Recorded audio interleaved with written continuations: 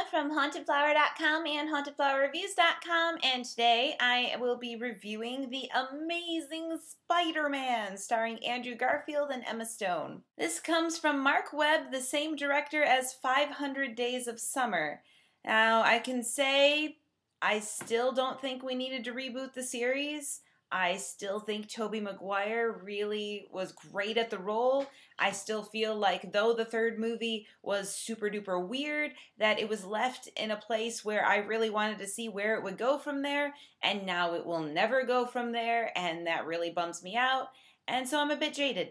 Watching this movie, it's definitely a very good movie. I really like Andrew Garfield in the role of Peter Parker / Spider-Man. He spends a lot more time with his mask off in this movie. I guess they just wanted to see his face and his expressions and how beat up he was more. I think that the web slinging and the flying is a lot better in this movie, as well as the Spider-Man suit. I think that it has a lot more detail and looks really, really great and less computer CGI-y. Emma Stone is a great love interest as Gwen Stacy. You know, she's cute, she's smart, she's clever. She has like one scene where she gets to have a funny Emma Stone moment. The rest of the time, this movie has so much of people like touching each other's faces to express emotion. Like, I have to touch your face, otherwise you'll just fall through my grasp. Gwen Stacy is a science nerd, intern person, and her father is the chief of police, and he is played by Denis Leary.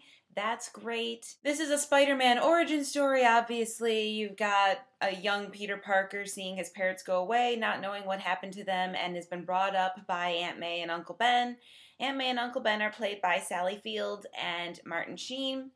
A little disappointed in Sally Field. Kind of thought that was going to be a great match, but just felt that Aunt May was just completely in grief all the time and looked weary and worried all the time, and I just didn't feel that relationship. Again, she had to touch his face to express that, oh, we're family. Martin Sheen is a really good Uncle Ben. I think that he wore that really well. I mean, it's not really hard to do, and I thought he did a good job. Showed a lot of Peter Parker in high school and some weird show-offy scenes. There's a scene on a basketball court that gets beyond ridiculous. I mean, Peter Parker is really showing off so much as Spider-Man. I think it would take a complete idiot not to realize that he's Spider-Man. How can only one person in the entire movie know his identity? Are you serious? He is flying all over the place, all over the time, doing ridiculous stunts, and no one puts two and two together. Our main villain is played by Rhys Ifans, and he is Dr. Curt Connors, who becomes a lizard man. You know, he's kind of scary, kind of lizardy. I don't really like it when the lizard man talks. I feel like that looks weird. But the lizard man moving is kind of cool. They have some great fight scenes. I mean, again, this movie has really great web slinging and fight scenes. I think that it definitely improves in that area. And it's a great movie. But as far as things go, I still like The Avengers better. And I still don't see a need for a reboot on the series. It was fun and enjoyable to watch, but I don't think that Andrew Garfield is better than Tobey Maguire. I think that they're just playing it a little different, and it took away some of the comedy, which I did like in the other Spider-Man series. This version of Spider-Man's comedy was just kind of bullying people and saying stuff that isn't funny, like, hey, if you're gonna be a car thief, why do you dress like a car thief?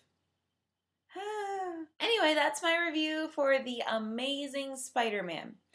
It was really fun to watch. I don't think there needed to be another one. The end.